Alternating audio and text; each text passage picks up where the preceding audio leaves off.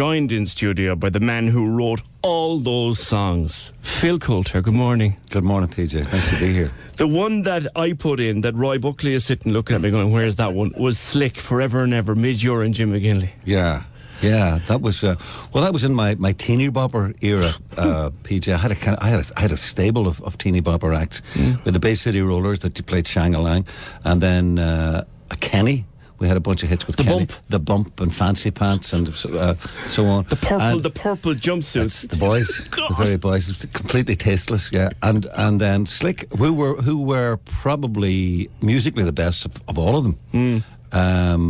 And Forever and Ever was their number one record then. I tell you what happened. Their follow-up was a song called Requiem, which was quite a complex record because after the success of Forever and Ever, the music critics are saying, oh, here comes more of that teeny bopper garbage from Phil Coulter. We had the Bay City Rollers, then Kenny, going to dump more of it. So I thought, no, we'll have to prove these guys wrong, and we'll do a more kind of complex record, which we did, and it was a terrific record, Requiem, but it bombed. It got to like number 25 or something. So the lesson to be learned is, don't try and be smarter than the critics. Slick, one of the great one-hit wonders. That's why I threw it in there. Yeah.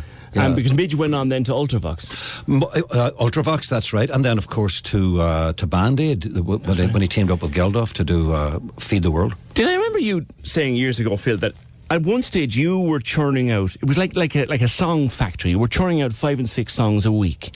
Absolutely, PJ. My first songwriting deal was...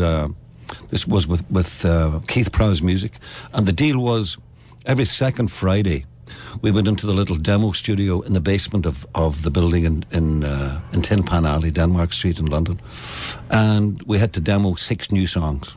And then the following Monday we brought the songs in 10 o'clock, bright and early, into the boss, who himself had been a songwriter, had written songs like Smile Though Your Heart Is Aching, and he had discovered songwriters like Kennedy and Carr, who were the Lennon-McCartney of the war years, songs like Hang Out to Washington, the Siegfried Line, My Prayer, South of the Border, Red Sails in the Sunset, etc., etc. So he knew about music and knew about songs. We played the six new songs, and he would critique them, he would analyse them, and he would basically tell us where we were going wrong. Now that kind of nurturing, that kind of learning of the craft and being taught about the craft of songwriting is something that doesn't happen anymore. No. That support system, that music publishers used to give to songwriters just doesn't exist. So I spent 3 years doing that. In the course of those 3 years, I learned about songwriting, and it's a craft you have to learn. What comes first, Phil? And I will be talking later in the week to a great old friend of yours, Ralph McTell. But what comes first, the dots or the words? What comes into your head first? It really depends. At this stage, I most particularly would be writing for a particular reason, for a particular project, for a particular album, or for something like Ireland's Call. Now, there's an example. They called me in and said we're looking for a song that would be, unifying to players from north and south of the border and supporters from north and south of the border. So now there's you get a brief to write that song. Now what comes first there? The title. The title was critically important there. Then once I had the title, the music came next. The lyric then would be the next stage. And with a song like that was critically important to convey what we were trying to convey. Obviously, a rugby kind of an anthem has to be easily learned by the fans, has to be easily sung, it has to be rousing, etc. You told us smashing song last night, or story last night actually, in Middleton, about the first time you saw that in Lansdowne Road. That's right, yeah. I sang the song and I thought we'd really got them G'd up. They're going to go out and murder the opposition. And I think it trounced 42-3. I thought this is a bad start for the song. Maybe some people, Phil, don't like that song. for some reason. Well, I know for some reason, because there were conspiracy theories that this was being sneaked in to usurp the national anthem. Some people, it was never the intention. There are some people who take exception to the fact that any gesture has been made towards the people from the north, which is a bit, well, I mean, it's not exactly very, very welcoming. I mean, this is, as the song said, it's the 4 proud provinces of Ireland. Rugby particularly is a provincial game, and you just have to go to Lansdowne Road to one of the internationals to hear the northern accents. You know, you just got to look at the players and the squad. You see the number of Ulster players.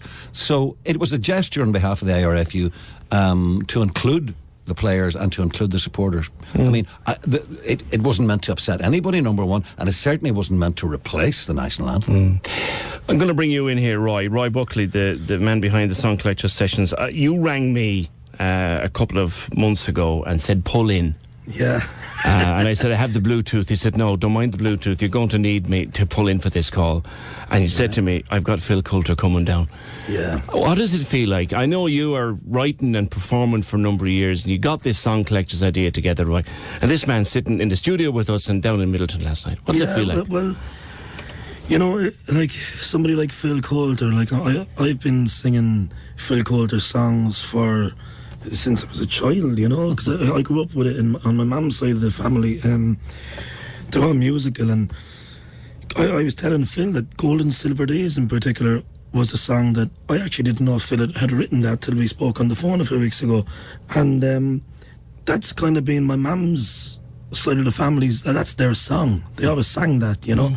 So like I grew up with this folk background, and guys like Luke Kelly doing The Town of Love so well, and Scorn Not, Simplicity and stuff.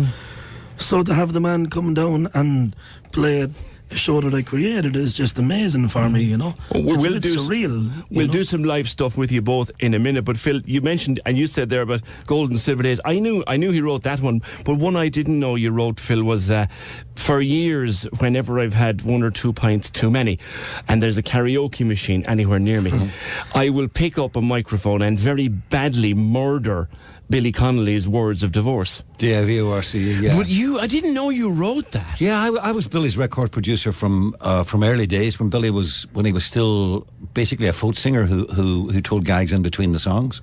I was his record producer through all of when he emerged south of the border out of Scotland. I was there with him when he did the first Michael Parkinson show, which broke him big. First time he played the London Palladium, and he was playing at that stage to exclusively emigre Scots, people who were living in London. And I watched Billy. I watched his career. I watched his audience grow and grow. In the early days in Glasgow, they used to. I mean, begrudgers used to tell Billy that they wouldn't understand him in Edinburgh. Right?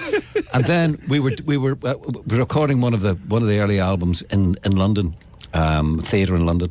And I had before we started recording, before Billy would start the show, I did a kind of recce around the place, just seeing the microphones for the audience were in place, etc. And I went back to Billy backstage and I said, Billy, do you remember they used to tell you that they wouldn't understand you in Edinburgh? I said, you'd be delighted to know, in the front row of the balcony there are 2 gentlemen in turbans, 2 Sikhs, so you've come a long way. I remember the first album I had from Billy Connolly was a thing called Big Banana Feet. Yeah. And he sang on that album. Roy's looking at me now going, you see, well, I'm of an age and you're more of an age. We're in an advanced age again. I'm only 27, I might give you a break here, you know. But Billy Connolly had a magnificent singing voice. Well, you see, Billy started as a folkie. That was, I mean, he didn't start off in show business as a comedian at all. He started off singing folk songs alongside Jerry Rafferty, interestingly enough, and Tom Harvey, and a band called the Humble Bums. And Billy's intention was to be a folk singer. And to this day, Billy would have a soft spot for all that whole idiom, all that era. I mean, Billy will call me when he's doing a movie in Australia. I mean, he was doing that Lord of the Rings last year, and he called me from the trailer to play a banjo thing that he had just learned. It went on for like 5 minutes on the phone from New Zealand to play the banjo. Well, so, I know that with you 2 guys in studio, people are going to want a song, and particularly they're going to want a song from you, Phil, and from you, Roy, as well, on your own, and we'll get something together. But I need to get some ads out of the break. So when we come back, a bit of live music. The Opinion Line on Cork's 96 FM. With Good Health, the health supplement for healthy lifestyles. Inside today's Irish Daily Mail, a big read for a small price. Hi, it's Ken Tobin here reminding you that 96 to 1 continues after 12 noon today. We're counting our way down to €10,000 in cash. Catherine Cordero's got control at the moment. To keep that control, she needs to answer question 33. That and more for 96 to 1 on the way after 12 noon today on Cork's 96 FM. Bus Éireann operates expressway services from Cork to Galway, Limerick, Shannon Airport, Waterford, Killarney, Tralee and Dublin. Sit back, relax and let Bus Éireann take you there. It's less hassle the Bus Éireann way. Get great deals online at buséireann.ie. Corla Cork Corky. Do you realise that defacing any structure with graffiti or failure to remove dog faeces from a public area is an offence? The on-the-spot fine is €150 with a maximum court fine of €3,000. Keep Cork clean. Litter-free phone 1-800 22 22 26. Cork City Council. Thinking of painting or decorating? Your local Crown Decorating Centre has everything you need, including Crown, Santex, Sadolin and a wide range of accessories, offering friendly service and expert advice. We have a free colour matching service and over 30,000 colours to choose from. So, to find the perfect colour for you, why not call into us at Frankfield Road, Industrial Estate, Frankfield, Cork, or visit crownpaints.ie. Remember, with Crown, it's not just paint, it's personal. EBS is helping to get people home every day with expert mortgage advice. We just really needed to upgrade and get more space. We said we'll go away and try and build. So we approached EBS. EBS have been behind us the whole way. To see how EBS can help get you home, drop into any office, call 1850 654 321 or visit ebs.ie. Lending criteria, terms and conditions apply. The people featured are real EBS customers and received a gratuity for featuring. EBS Limited is regulated by the Central Bank of Ireland. Call the Opinion Line now. 1850 715 996.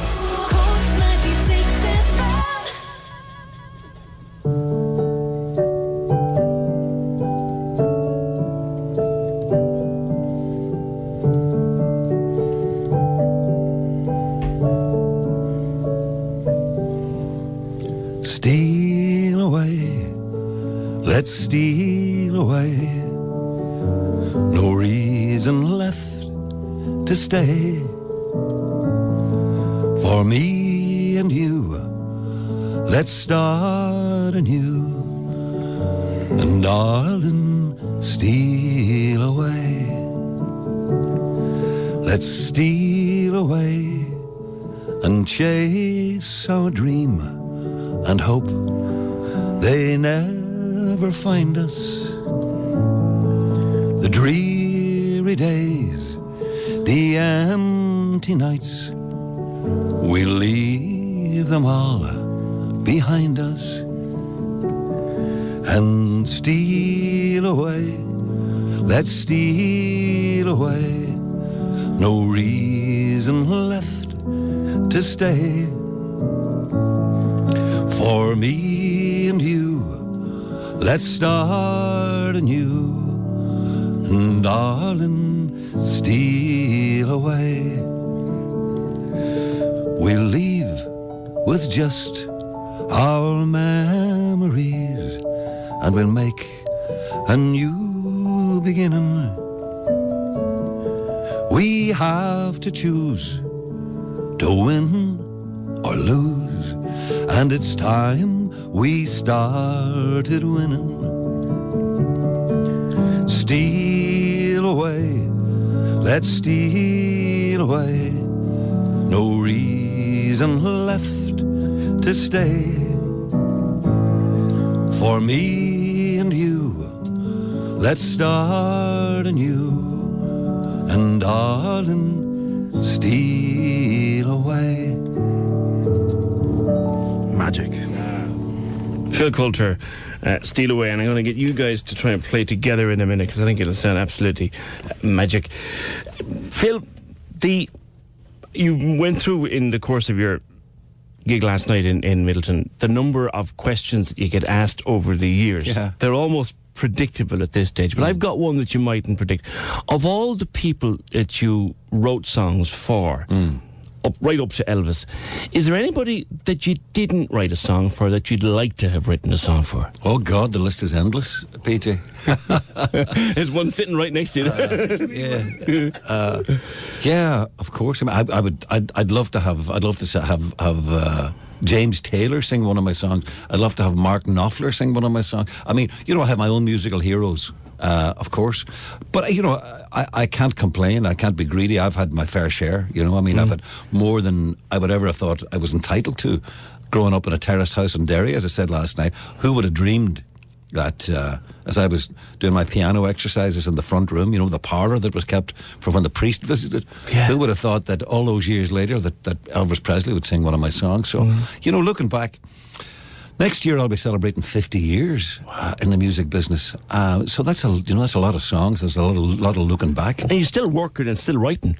Oh yeah, absolutely, yeah. I mean, I made myself a promise that when I stopped enjoying what I'm doing, I would stop doing it. Speaking of enjoying what you're doing, and like you said last night, I mean, and you've done the Royal Albert Hall, you've done Carnegie Hall, you've done, you name it, the big concert halls of the world. And last night, in a beautiful, intimate setting down in Wallace's Town Hall Bar in Middleton, how does that feel to come into such a tight, intimate little venue? Very, very different. It was a unique experience because, as I was saying to Roy, I think the last time I played in a pub environment, I was at university.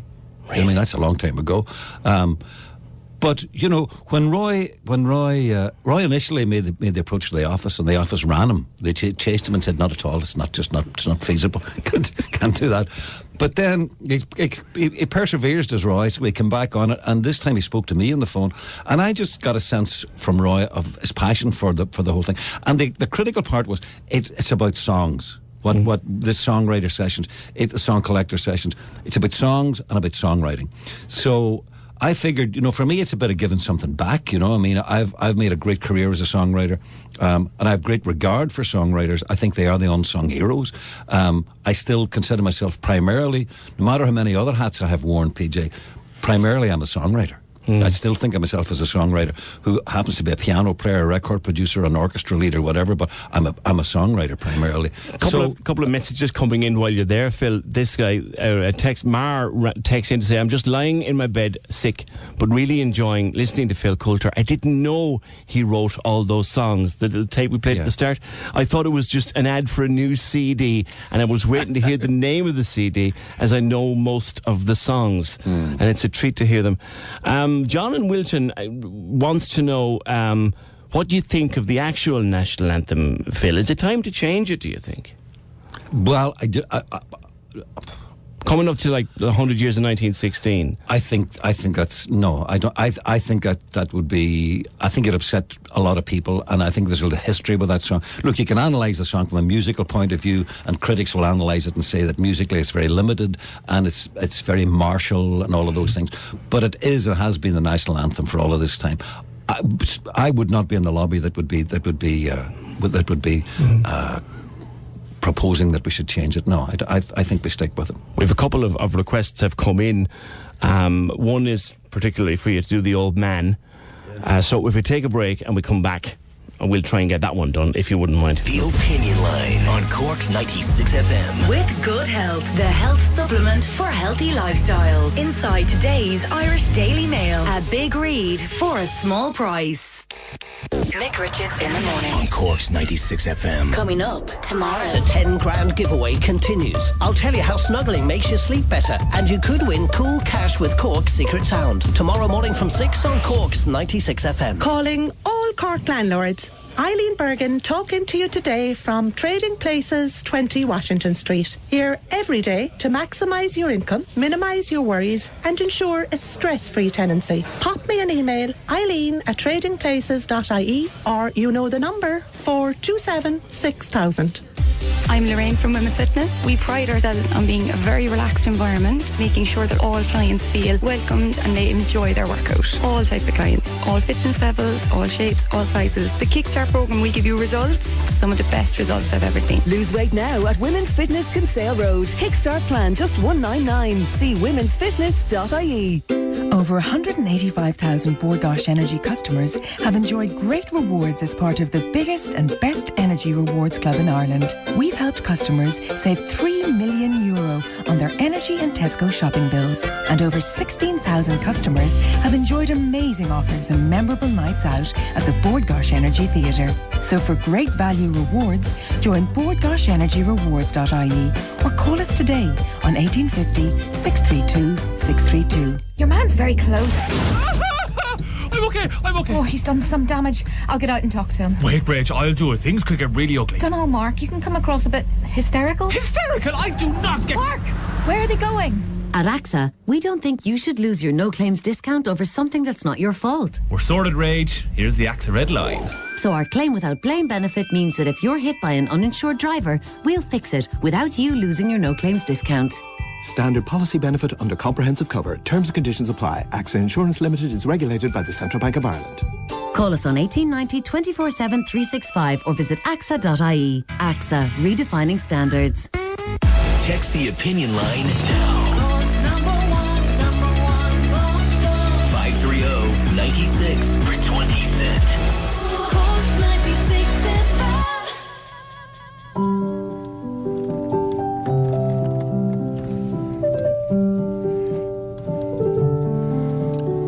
The tears have all been shed now. We've said our last goodbyes. His soul's been blessed. He's laid to rest. And as now I feel alone. He was more than just my father, my teacher, my best friend. And he'll still be heard in the tunes we shared when I play them on my own. And I never will forget him, for he made me what I am. And though he may be gone, memories linger on. And I miss him, the old man.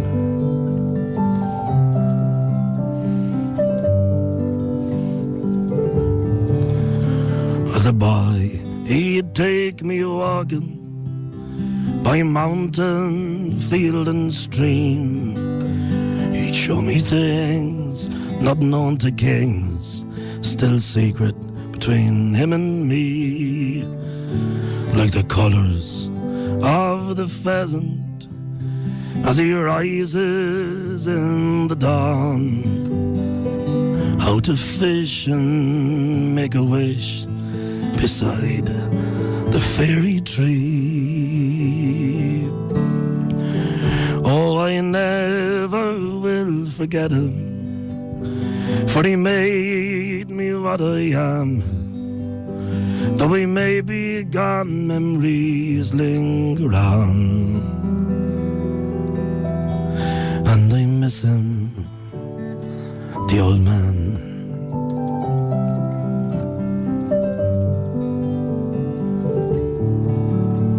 I thought he'd live forever.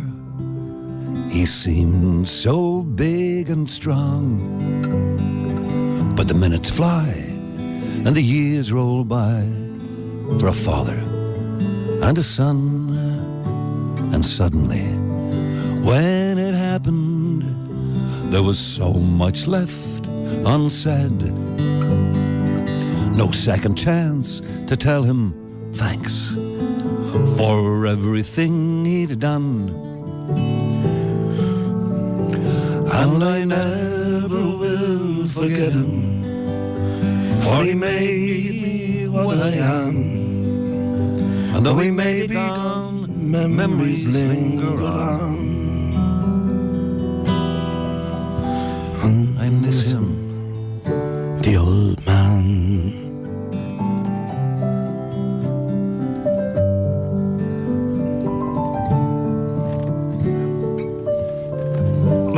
lads. Phil Coulter and Roy Buckley together live in studio, and the old man.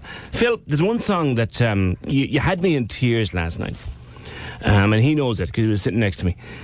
And it's a song that when I asked he's coming in, it's the song I'd ask you not to sing, believe it or not.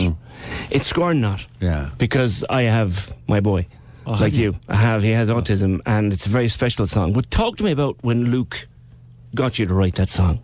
Well, you know, looking back, just what I was saying earlier on, looking back on all of those years and all of my career, I'm very fortunate that I've worked with some major talents, major personalities, be it Van Morrison, Sinead O'Connor, Elvis Costello, whoever. But Kelly was something very, very special. And at that stage, what you have to remember, PJ, that I started producing the Dubliners when I was a pop songwriter, you know. I had a lot of records in the charts that I had written and produced, which of course didn't impress the Dubliners at all. Not at all, not a bit. But Kelly was continually nagging at me to write songs that, you know, had a bit more substance than Puppet on a String or Congratulations or Shang-a-Lang or whatever it might be, continually badgering me. And it was after my first son was born with Down syndrome, in the months that followed, as a kind of therapy in a way to help myself come to terms with it, I'd have to say that my wife made the adjustments a lot quicker than I did, and I think women have a lot more strength. They sure do. They sure do. A lot more strength. To be honest, I was in denial for the first couple of months. I just kind of pretended it hadn't happened, to be honest. I mean, it was an very immature thing to do, and I just wasn't ready for it. But when I come round to accepting what had really happened and to see that it wasn't all gloom and doom, the writing of the song was very important. And with Kelly's encouragement and nagging in the back of my mind, it kind of prompted me to write the song. And when I played it to Luke for the first time, I could see by the look in his face, he realised that I had made that step from, you know, the kind of trivial songs like the Puppet on a String to something as deep, as meaningful and as personal as this, you know.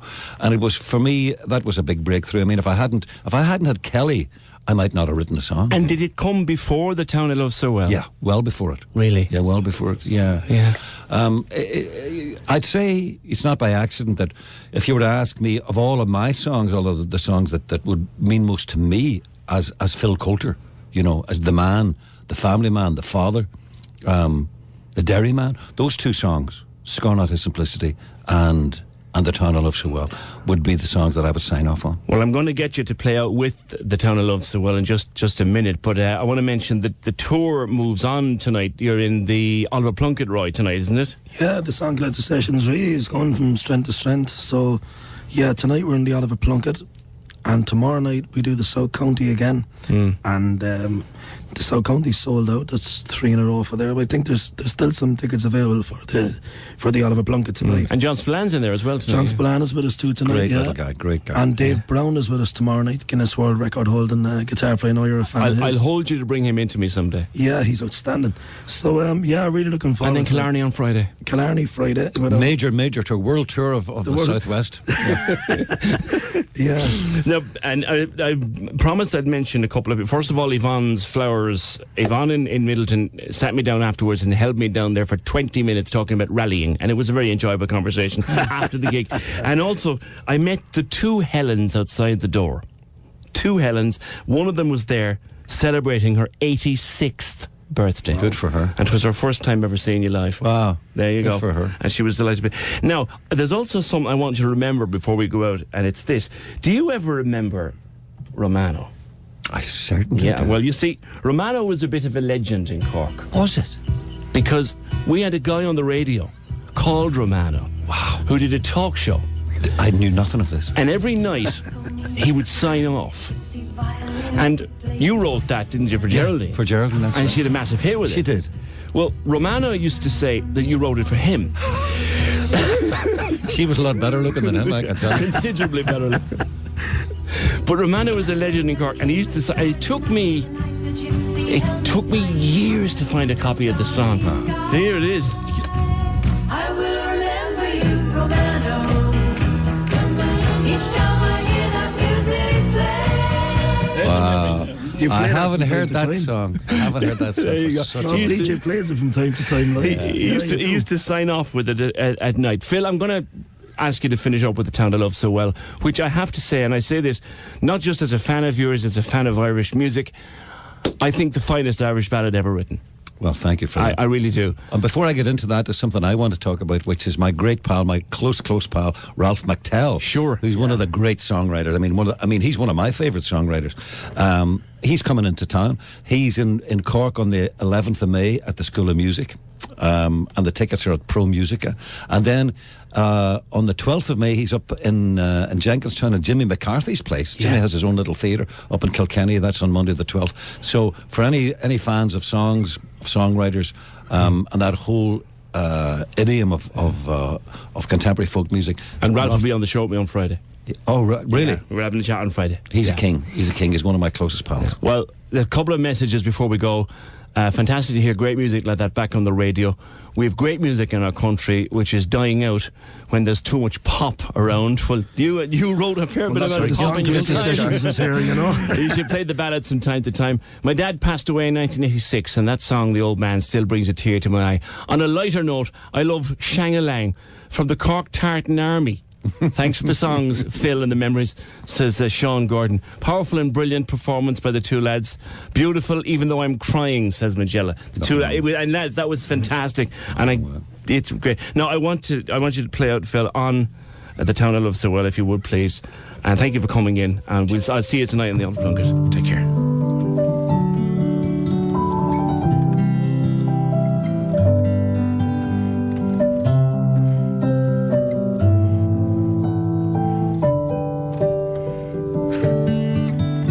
In my memory, I will always see the town that I have loved so well, where our school played ball by the gas yard wall, and we laughed through the smoke and the smell. Going home in the rain, running up the dark lane, past the jail and down behind the fountain. Those were happy days in so many, many ways. In the town I loved so well. In the early morning, the shard factory horn called women from Cregan, the moor and the bog, while their men on the dole played a mother's role for the children and then walked the dog. And when times got tough, there was just about enough, but we saw it through without complaining. For deep inside was a burning pride for the town I loved so well. There was music there in the dairy air, like a language that we all could understand. I remember the day that I earned my first pay, when I played in a small pickup band. There I spent my youth, and to tell you the truth, I was sad to leave it all behind me, for I'd learned about life then I'd found a wife in the town I loved so well.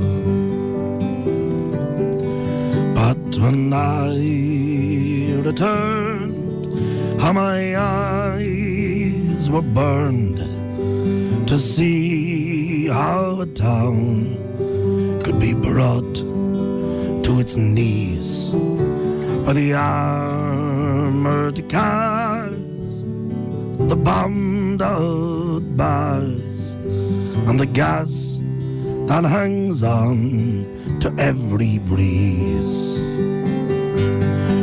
Now when I'm installed by that old gas yard wall, and the damn barbed wire gets higher and higher, with their tanks and their guns, oh my God, what have they done to the town I loved so well?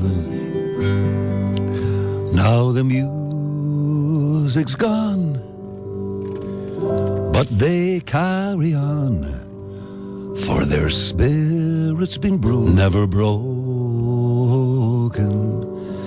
They will not forget,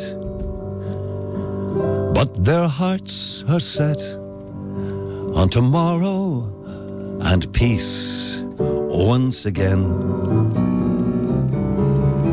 For what's done is done, and what's won is won, and what's lost is lost and gone forever.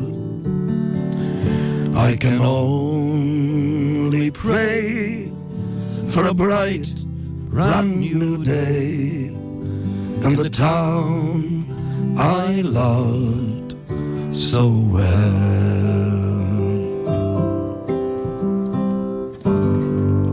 Phil Coulter and Roy Buckley, thank you so much. Thanks for having us, PJ. See you tonight, guys. Cheers.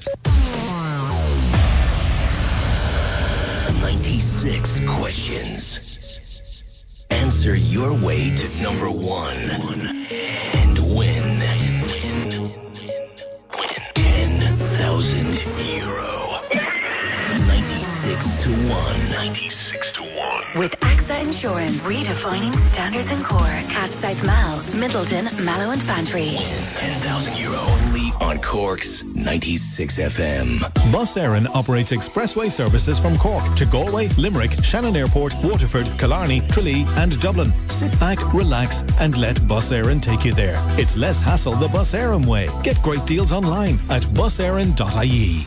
Feeling gloomy? Brighten up with a trip to Kinsale. Linda's of Kinsale is the place to go for unusual vintage and diamond engagement rings. Celebrating 40 years in business, Linda's has a diamond ring for every budget. You can even design your own. Open 7 days and over the bank holiday weekend. Linda's of Kinsale, for the girl who wants to be different. Irish Water is the new national water utility responsible for the delivery of water services to homes and businesses in Ireland.